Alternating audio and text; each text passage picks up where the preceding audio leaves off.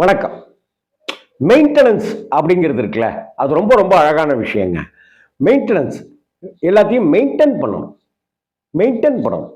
நான் காலையில சாப்பிட்றதுக்கு முன்னாடி மாத்திரையா, அதை கரெக்டா மெயின்டைன் பண்ணணும். சாப்பிட்டதுக்கு அப்புறம் மாத்திரையா, அதை மெயின்டைன் பண்ணணும். மதியம் சாப்பாடு எனக்கு இந்தந்த காய்கறிகள் எல்லாம் என் உடம்புக்கு தேவையான சத்துக்கள் கொண்ட காய்கறிகளா, அதை நான் கரெக்டா மெயின்டைன் பண்ணணும். நான் இந்த டயத்துக்கு சாப்பிடணுமா, அதை மெயின்டைன் பண்ணணும். இப்படித்தானே நீங்களும் நானும் அவங்களும் அவரும் அந்த குடும்பத்தில் இருக்கிறவங்க இந்த குடும்பத்திலையும் மெயின்டைன் பண்ணிட்டே இருக்கிறாங்க.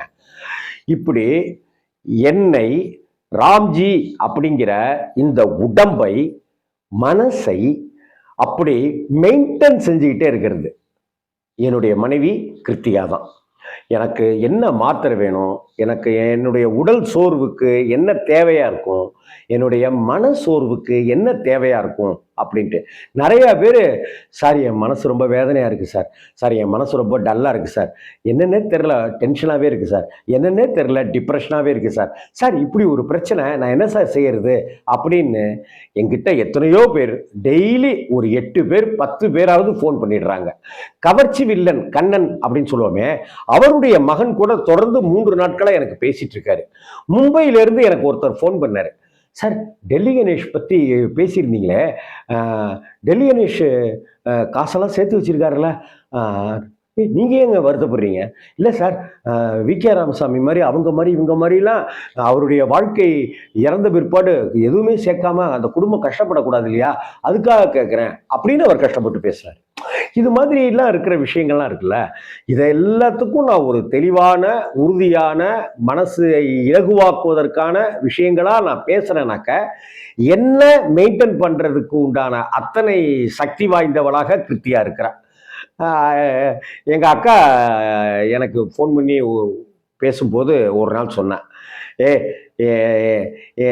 என்னை வந்து மெயின்டைன் பண்றது, என்னை சரியா கவனிக்கிறது, பராமரிக்கிறது, ஏங்க மாத்திரை போடலை பாருங்க, 2 நாளாக நீங்கள் சரியாகவே மாத்திரை போட்டுக்கல, கரெக்டாக மாத்திரையை போடுங்க அப்படின்னு சொல்கிறதா இருக்கட்டும், வெண்டைக்காய் கறியை கூட சாப்பிடுங்க, புடலங்காய் கூட்டு சாப்பிடுங்க, இது நார்ச்சத்து இது நீர்ச்சத்து அப்படி இப்படின்னு சொல்கிறதா இருக்கட்டும், எல்லாத்தையும் கிருத்தியா தாண்டி பார்த்துக்கிறா அப்படின்னு எங்கள் அக்காட்ட நான் சொன்னேன். நான் டே லூசு பயலை, உடனே என்னடா ஊரையே பார்த்துக்குவா, ஏன் உங்கள் வீட்டு அப்பார்ட்மெண்ட்ஸையே 10 வருஷமாச்சாடா, 10 வருஷமா அவங்களடா மெயின்டைன் பண்ணிட்டு இருக்கிறா அப்படின்னு சொல்லிட்டு எங்கள் அக்கா சொன்னான். இதை கேட்டுட்டு இருந்தப்ப அங்க பக்கத்துல பழக்கடையில இருக்கிற ஒருத்தங்க, அப்படிங்களா 10 வருஷமா உங்க வீட்டு அப்பார்ட்மெண்ட்ஸ் வீட்டை வந்து கிருத்தியா தான் மெயின்டைன் பண்றாங்களா அப்படின்னு சொல்லி கேட்டாங்க. எத்தனை வீடு இருக்கு அப்படின்னு கேட்டாங்க. 4 வீடு. அட நாங்களும் 4 வீடு இருக்கிற வீட்டுல அப்பார்ட்மெண்ட்ஸ்ல தான் குடியிருக்கோம். ஆனா 1 மாசத்துக்கு ஒரு தடவைன்ட்டு நாங்கெல்லாம் மாறிக்கிட்டே இருப்போம். அதே போல என் பொண்ணு வந்து மேடவாக்கத்துல ஒரு அப்பார்ட்மெண்ட்ஸ்ல இருக்கா, அங்க 3 மாசத்துக்கு ஒரு தடவை ஒவ்வொருத்தங்களும் மெயின்டெனன்ஸ் மாத்திட்டே இருப்பாங்க. இப்படி ஒரு மெயின்டெனன்ஸ் ஆளாக்கால மாத்திக்கிறதுன்னு ஒரு விஷயம் வழக்கமா தானே இருக்கு. உங்க அப்பார்ட்மெண்ட்ஸ்ல அப்படிலாம் கிடையாதா அப்படின்னாங்க. ஆமாங்க. அப்ப இந்த சாயந்தரமான இருட்டு வந்துருச்சுன்னா உடனே லைட்டு போடுறது அப்படின்னாங்க. கிருத்தியா தாங்க.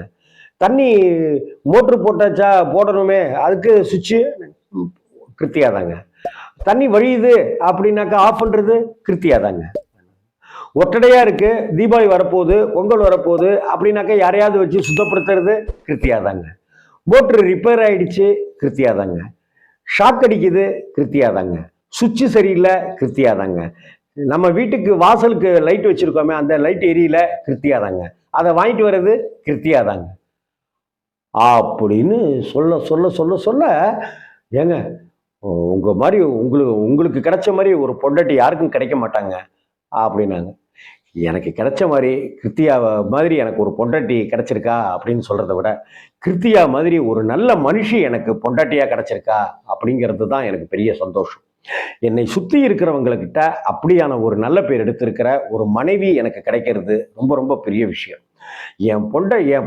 என் புருஷன் ஒரு தப்பும் செய்ய மாட்டான், என் புருஷன் ஒரு பொய் கூட சொன்னது கிடையாது அப்படின்னு தான் நிறைய பேர் பொய் சொல்றான் நாட்டுல. பொண்டாட்டிகிட்ட பொய் சொல்றான், புருஷன் கிட்ட பொண்டாட்டி பொய் சொல்றா, அம்மாக்காரிய ஏமாத்துறான், அம்மாக்காரிய நீ யாரோ நான் யாரோங்கிறான். அண்ணன் தம்பியா இருக்காங்க, ஆனா அண்ணன் வந்து தம்பிகிட்ட பேசுறானோ இல்லையோ, தம்பி பொண்டாட்டிகிட்ட பேசுறான். தான் புருஷன் கிட்ட மனசை திறந்து பேசுறானோ இல்லையோ, அண்ணன் தம்பி தான் புருஷனோட அண்ணங்காரங்கிட்ட வள வள வள வளன்னு பேசிட்டே இருக்கா.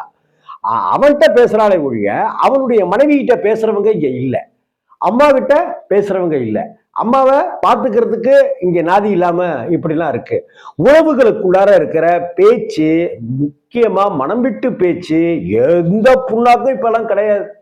இஷ்டத்துக்கு நாதாரித்தனமா போயிட்டே இருக்கு இந்த செல்போன் வந்ததுல இருந்து. ஆனா இந்த செல்போனுக்கு லாக்கே கிடையாதுங்க. இந்த செல்போன் ஓப்பன்லேயே தான் இருக்கும். நீங்க எதை வேணாலும் ஓப்பன் பண்ணலாம். கிருத்தியா கிட்ட தான் என் போனே இருக்கும். நிறைய தடவை நீங்க எனக்கு 9942678426 அந்த நம்பரா இருக்கட்டும், 7385123451 அந்த நம்பரா இருக்கட்டும், கிருத்தியா தான் ஃபர்ஸ்ட் மேக்சிமம் எடுப்பான். அந்த அளவுக்கு ஒளிவு மறைவு இல்லாம இருக்கிறதும் இந்த சரி நம்ம பார்த்துக்கிட்டா என்ன, யாரோ ஒருத்தவங்க பார்த்துக்கணும், அதனால வீடு மெயின்டெனன்ஸை பார்த்துக்கிட்டா என்ன இப்போ அதனால அப்படின்னு எந்த கர்வமோ அலட்டலோ அல்லது வேதனையோ வருத்தமோ எதுவுமே இல்லாம இருக்கிறதுங்கிறது இருக்குல்ல, அது பெரிய கொடுப்பனுங்க. ஆமா, மனைவி அமைவதெல்லாம் இறைவன் கொடுத்த வரம்னு சொல்லுவோம் இல்லையா? இப்படி மெயின்டெனன்ஸுக்குன்னு ஒரு ஆள் இருக்கிறதும் கூட இறைவன் கொடுத்த வரம் தான் என்னமோ தெரியல. உங்க வீடு அபார்ட்மெண்ட்ஸா? அந்த அபார்ட்மெண்ட்ஸ்ல மெயின்டெனன்ஸ் விவரங்கள் எவ்வளவு, யாரு நீங்க மெயின்டெனன்ஸ் பார்த்துருக்கீங்களா? அப்படி 1 மாசத்துக்கு ஒரு தடவையா, 3 மாசத்துக்கு ஒரு தடவையா? ஏன்னா நான் நங்கநல்லூர்ல இருந்தப்பவே 3 மாசத்துக்கு ஒரு தடவை அங்க மாறிட்டு இருக்கும். அதுக்கு சொன்னேன். ஸோ மெயின்டைன் பண்றதுங்கிறது உறவுகளில் மிக மிக அவசியம். மெயின்டெனன்ஸுக்கு வீட்டுக்கே மெயின்டெனன்ஸ் தேவை அப்படின்னும் போது உறவுகளுக்கும் மெயின்டெனன்ஸ் தேவை. அச்சு பிச்சுன்னு இல்லாம, பிக்கல் பிடுங்கள் இல்லாம, பொய்ப்புனை சுருட்டுகள் இல்லாம, ஹானஸ்டா இருக்கிறத போல ஒரு அன்பு, கம்பீரம் எதுவுமே இல்லை இல்லைங்களா? வணக்கம்.